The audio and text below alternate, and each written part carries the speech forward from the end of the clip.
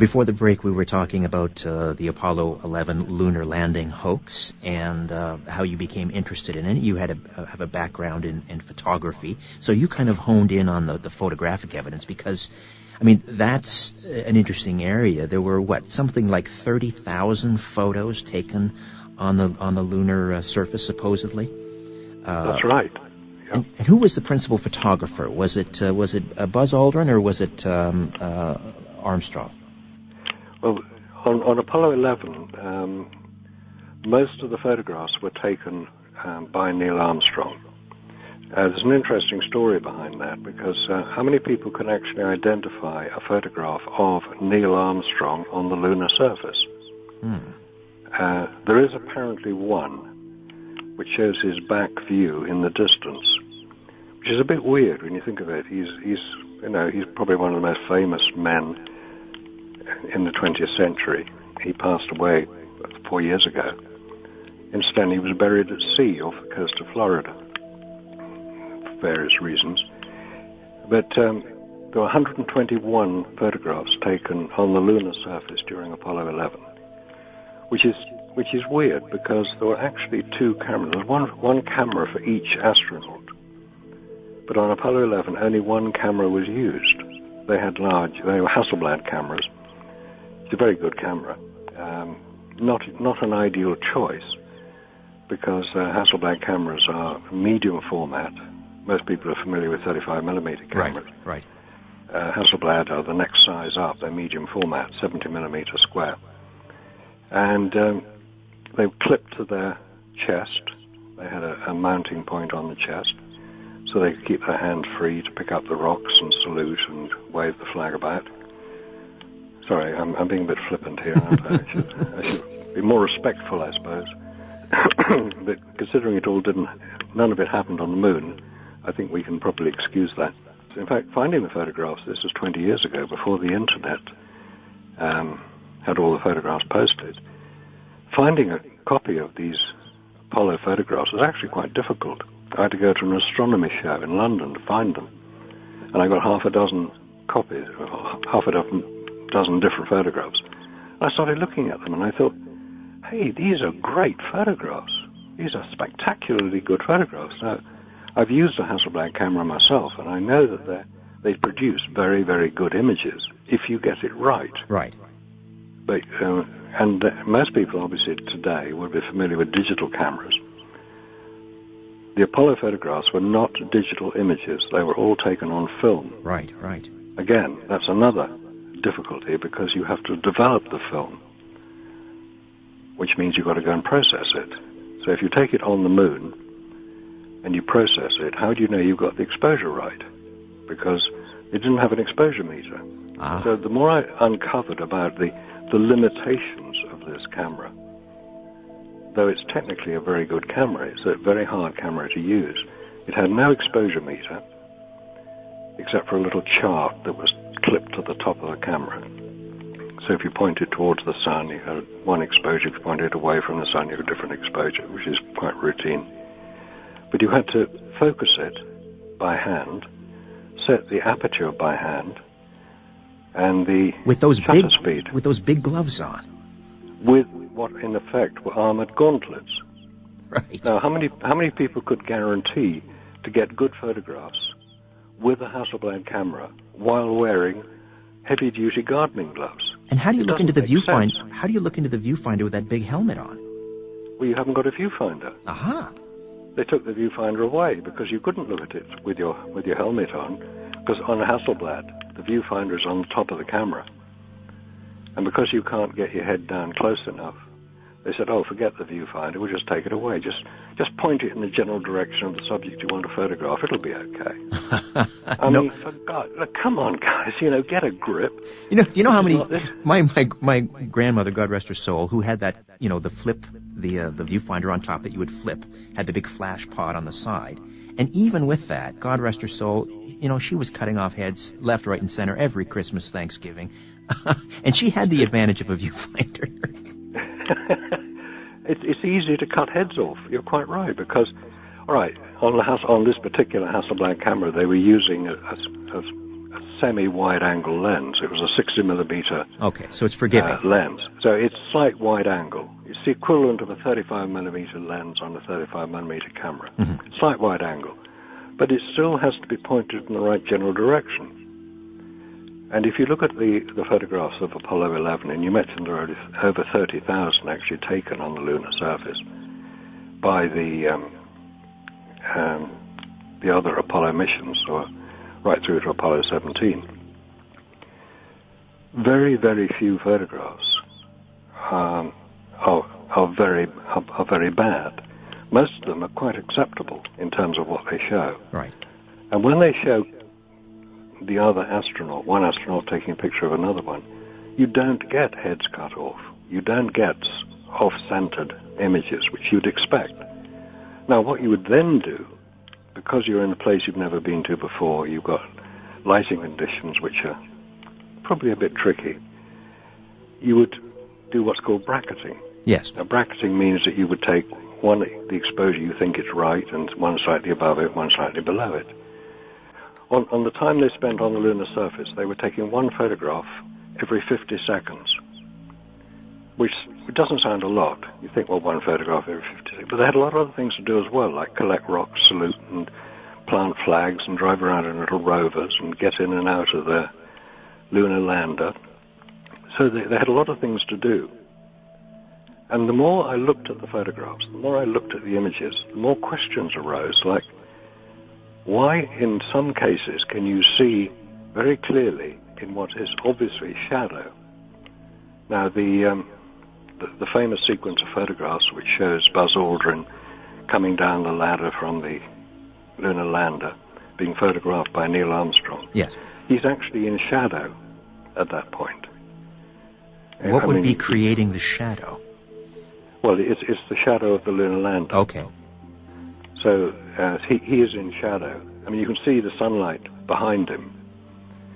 It's fairly clear. And I think, well, okay, so they must have used some sort of flash gun to get the amount of light into his features so that you could see who he was and what he was doing. And right. He's coming down the ladder, right? Then I found out they didn't have any flash guns. They didn't have any reflectors. They didn't have any additional lighting. So where did all the light come from? Oh, it's obviously light reflected off the lunar surface. I think, no. Knowing enough about the photographs, and these are a photographic film, they're not digital. If you can get the highlight of light on the surface of the moon behind the lander correctly exposed, you would expect anything in shadow to be in such deep shadow you couldn't see any detail. And this was not the case. So there's something very, very strange going on. I had another question about the actual operation of a camera, even if it is what's a Hasselblad worth? About 20 grand? Well, about 15, 20 grand. Yeah. That's about. In fact, most of that is for the lens, which is actually a very, very good lens made by Zeiss. But even with an expensive camera, and I understand the only automatic function on that camera was the film winder to advance the film, right? That's correct. So, with the mechanics of a camera, I take my iPhone 7 out, and if it's, just even above freezing, it just shuts down. What's the temperature on the surface of the moon? On the surface of the moon, in sunlight, about 250 degrees Fahrenheit, 120 degrees centigrade. 120. Right. It's like it's hot. It's very hot, because there's no atmosphere to diffuse the sunlight. Given that the sun is 93 million miles away, the Earth and the moon get about the same amount of sunlight, but because there's no atmosphere on the moon to diffuse it, you get the full energy of the sun. If you're in the shadow, it's minus 120 degrees centigrade. Right, minus 120. It's like colder than any other place on Earth. The coldest place on Earth is in Siberia. It's minus 62 degrees centigrade. Well, on the moon, it's minus 100 degrees centigrade. That leads me to my question. I mean, how would they have to? They would have had to have adapted that camera to withstand those temperature fluctuations. Otherwise, I'm thinking it wouldn't operate. Well, exactly. Again, this was something which, once you start looking into the detail of it, it starts to become obvious that there are a lot of unanswered questions. Now, obviously, the thing to do would then be to ask NASA if they could provide some suggestions as to how these things would work under those conditions. But when you realize that NASA stands for never a straight answer, that's what you're going to get. There's no point in asking. They're not even prepared to address the issue. I've tried. In fact, I approached NASA and said, look, this was about 20-odd years ago when I started on this. I thought, these spacesuits they've been using, wandering around on the lunar surface, and we haven't even started talking about radiation yet. Van Allen belts, right? Van Allen belts. These spacesuits, which obviously protected all the astronauts from the dangers of radiation in space, which are quite severe. Could these same spacesuits, I thought, be used by technicians to go into Chernobyl, which had just happened, a 3-mile island, and clear up the mess? Because radiation is radiation. Right, right. If they can protect it from the galactic cosmic rays and the solar particle events and all the photons and protons and electrons and all the other ons that go on in space, surely we could just use these magnificent spacesuits and go and clear up the mess. And so I contacted the manufacturers of the spacesuit, which is a company called Hamilton Standard, part of the International Latex Corporation, people who make bras. And they said, we built the spacesuits, we made the spacesuits according to the specification that NASA has provided. You better address your question to them. All right, we were talking about the photographs and exhibit number 1 in your case against the Apollo 11 lunar landing. Just a slight side road here, and then we'll wander back to the main points of the discussion. But you took your evidence in your presentation right into the lion's den a few years ago. You went to the Interplanetary Society, I think it was in Liverpool at the time. And these are, I mean, that society, that's like Arthur C. Clarke and astronomers, and these are hard-boiled scientists. Why did they invite you, and how did you feel when you walked in there to tell them the lunar landing was a hoax? Terrified. Into the lion's den it was. No, it was very, very interesting, that one. There'd obviously been quite a lot of discussion. As you say, the British Interplanetary Society is the oldest and longest established society of its type in the world. And it was founded and set up originally in Liverpool, in the north of England. Very good football team they have as well, by the way. I've heard. It was set up in 1933, and some of the major people involved, Arthur C. Clarke was one, Patrick Moore was another. Many people, in fact, Neil Armstrong is an was an honorary member. Buzz Aldrin has been there. Ed Mitchell's been there. Many of the astronauts have been there. And I got invited because I've done many talks, many presentations, which I like doing. And they'd obviously heard about me and invited me to come and explain my position.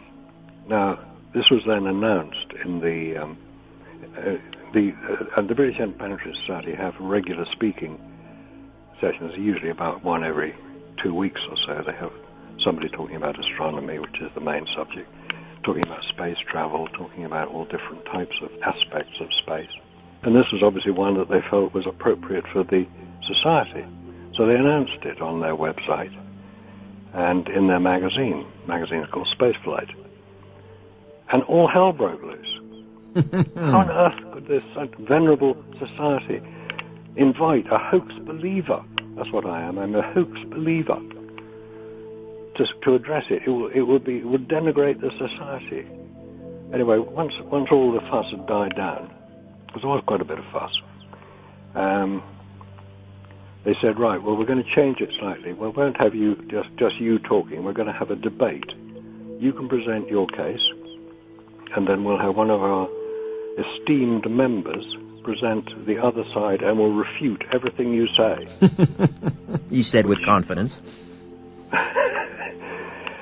So that's how it started. We had 20 minutes each. I could present my side of it. The other side could then refute everything I said, tear me to pieces, make me look a complete idiot, which they singularly failed to do. We then had a question and answer session, which lasted about an hour, which was quite unexpected.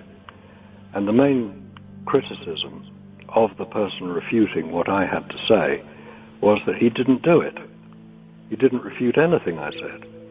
He wandered off on his own little talk, explaining what a wonderful thing Apollo was and how extremely fascinating all the astronauts were and how, of course, NASA would only tell you the truth. So how can you believe somebody who comes along and says they don't? So... Did you change any minds? I don't know if I changed any minds, because what one has here is called confirmation bias. Yes. People will believe and continue to believe what they believe, despite any evidence presented to the contrary. The standard thing which many people do in this area and other areas, they don't play the ball, they kick the man. So right. I was being attacked personally, which is fine. Yeah. I'm big enough and old enough and ugly enough to not worry about it.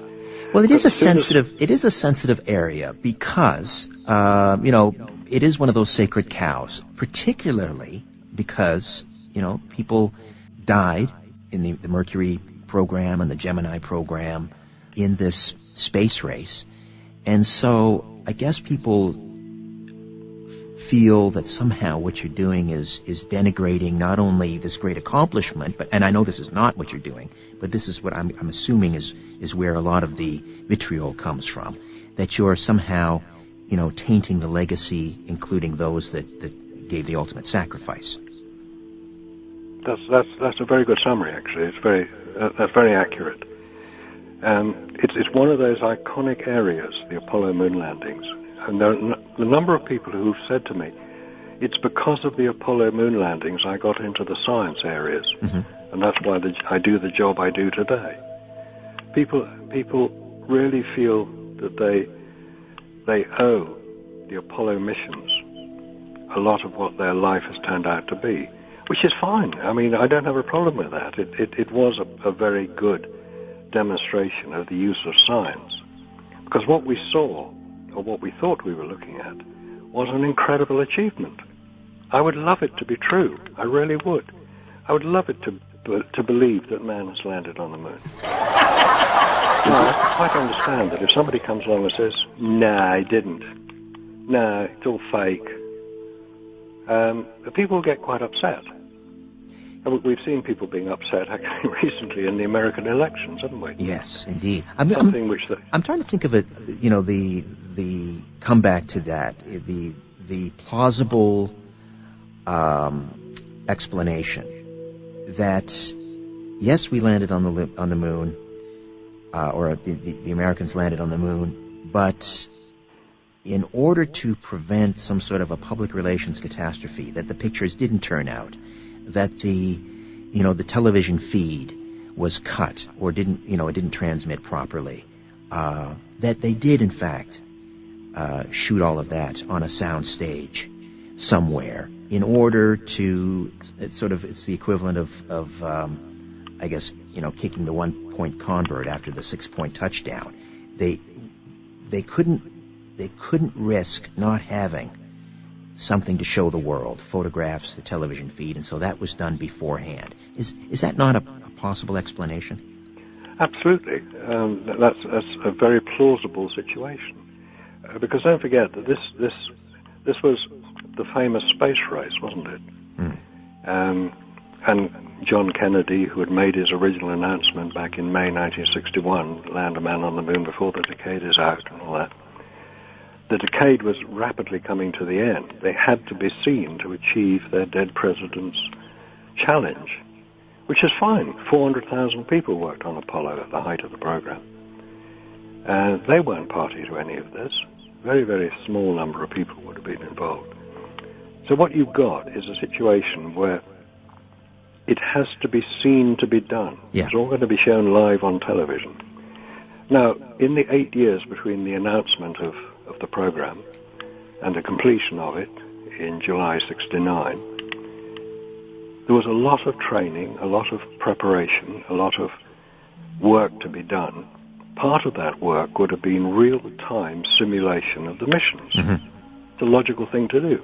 They had simulators of the lander, they had simulators of the command module, and they did real-time simulations. So if the mission was going to take 8 days, they had a simulation for 8 days, so everybody could get the idea of what was going to happen. These were all filmed. These were all photographed, obviously. So you could debrief them and say, look, when you come down the ladder bars, don't put your foot there, put it there. You fall off. This is normal, practical things to do. Of course they were photographed. Of course they were filmed. Now, if what happened was that they took off, as we all saw, they flew to the moon, they got out, they walked about, they took the photographs, talked to the president, collected some rocks, waved some flags, came back again. Oh, let's develop all those photographs you've just taken. So they developed the photographs. Oh, shit, what's happened? Oh, we forgot the radiation. It's fogged the film. That's right. If that had happened, and NASA had come up and said, sorry guys, we forgot about the radiation. The film got fogged. The photographs didn't come out. But this is what it looked like, because when we did the training exercises, we got it as close as possible. Neil and Buzz and all the other guys, they'll tell you this is what it looked like. If that is what they had said, I would have no problem with it. But it's not what they said. NASA said these photographs were taken on the lunar surface. I contend they could not have been, because their film would have been fogged by the radiation and the heat. The batteries wouldn't have worked.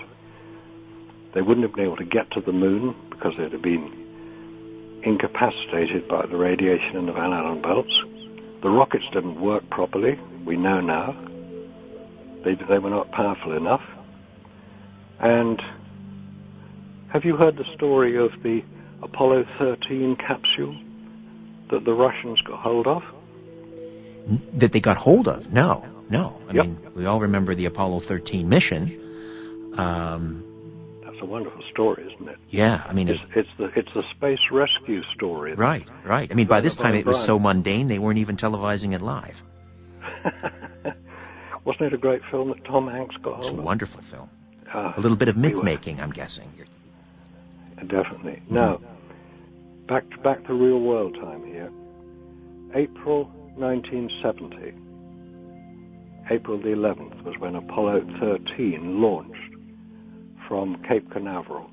It wasn't called Cape Kennedy until 1973. Right. 1970, April. Apollo 13 launched. It went somewhere. April the 12th, 1970, in the Bay of Biscay, which is off the coast of France and Spain, Right. a Russian submarine is observed by a Canadian ore carrier.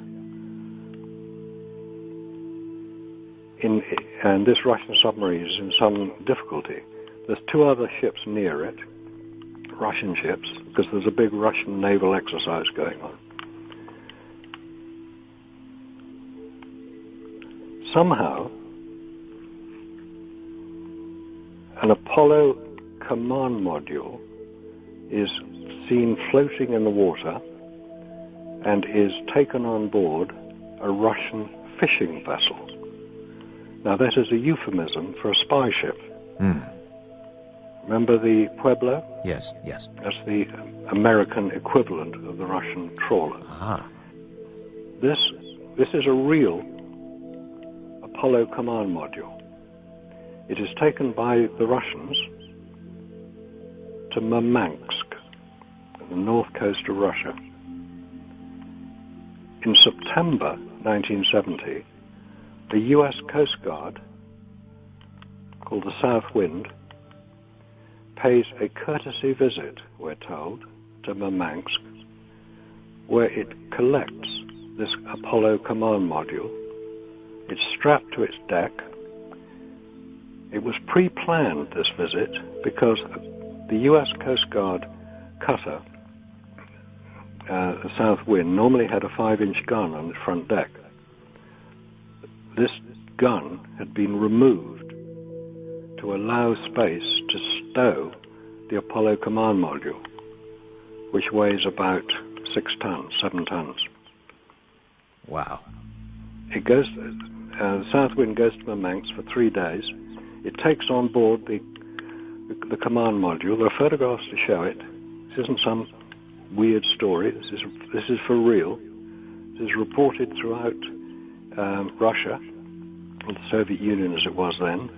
It's not reported in America. I wonder why. So what happened to Lovell and Swigert and Hayes, the crew? Were they sent back to the U.S. quietly? That's what it appears that the submarine was doing. It was taking them on board. And then they were returned to the United States? They were returned.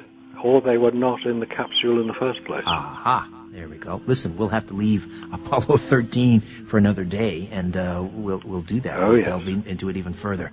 Marcus, a real delight finally making your acquaintance and having you on the program. Thank you. Thank you very much, Richard. I've really enjoyed it.